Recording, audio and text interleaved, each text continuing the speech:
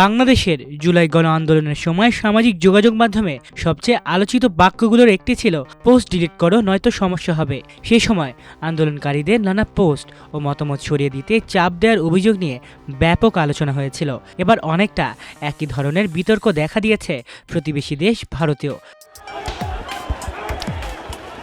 ভারতের প্রধানমন্ত্রী নরেন্দ্র মোদীকে নিয়ে সামাজিক যোগাযোগ মাধ্যমে প্রকাশিত আপত্তিকর পোস্ট, ভিডিও ও মন্তব্যের বিরুদ্ধে অভিযান শুরু করেছে দিল্লি পুলিশ। বিভিন্ন সামাজিক মাধ্যম প্ল্যাটফর্মে নোটিশ পাঠিয়ে এসব কন্টেন্ট দ্রুত সরিয়ে ফেলার নির্দেশ দেওয়া হয়েছে। পাশাপাশি নিয়মিত সামাজিক যোগাযোগ মাধ্যম পর্যবেক্ষণ করা হচ্ছে বলেও জানিয়েছে কর্তৃপক্ষ।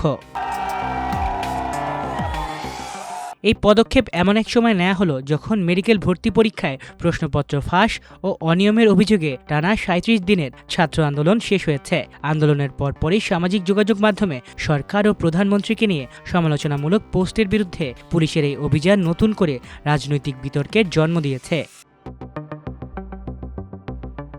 এরই মধ্যে উড়িষ্যার বিজেপি সংসদ সদস্য অপরাজিতা সারঙ্গীর মেয়ে অর্চিতা সচিন রাহার একটি ইনস্টাগ্রাম পোস্ট নিয়েও ব্যাপক আলোচনা শুরু হয়েছে। কেন্দ্রীয় শিক্ষামন্ত্রী ধর্মেন্দ্র প্রধানের পদত্যাগের প্রসঙ্গ তুলে দেয়া সেই পোস্টটি সরিয়ে ফেলতে দলীয় পর্যায় থেকে চাপ দেওয়া হয়েছিল বলে ভারতীয় গণমাধ্যমে খবর প্রকাশিত হয়েছে।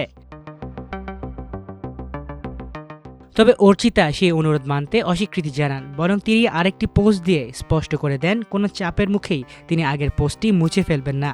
তার এই অবস্থান দলীয় রাজনীতিতে নতুন বিতর্কের জন্ম দিয়েছে।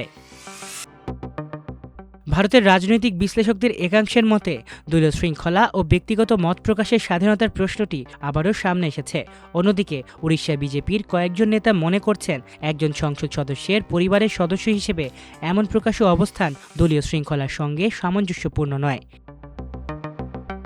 পরিস্থিতি সামাল দিতে পেরে সাংসদ অপরাজিতা সারঙ্গী সামাজিক যোগাযোগ মাধ্যম এক্সে একটি পোস্ট দিয়ে কেন্দ্রীয় শিক্ষামন্ত্রী ধর্মেন্দ্র প্রধানের প্রতি সমর্থন ও আস্থা প্রকাশ করেন। তবে তার মেয়ের পোস্ট ঘিরে বিতর্ক থামেনি।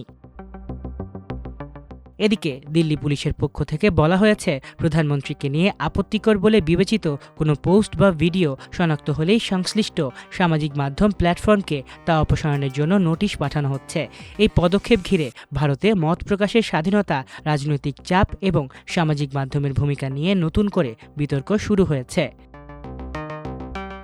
ফলে বাংলাদেশের পর এবার ভারতীয় সামাজিক যোগাযোগ মাধ্যমের পোস্ট ঘিরে তৈরি হয়েছে তুমুল রাজনৈতিক আলোচনা। দুই দেশের ভিন্ন রাজনৈতিক প্রেক্ষাপট হলেও পোস্ট ডিলিট করো এই বাক্যটি আবারও আলোচনার কেন্দ্রবিন্দুতে উঠে এসেছে। মাল্টিমিডিয়া ডেস্ক, আমার দেশ।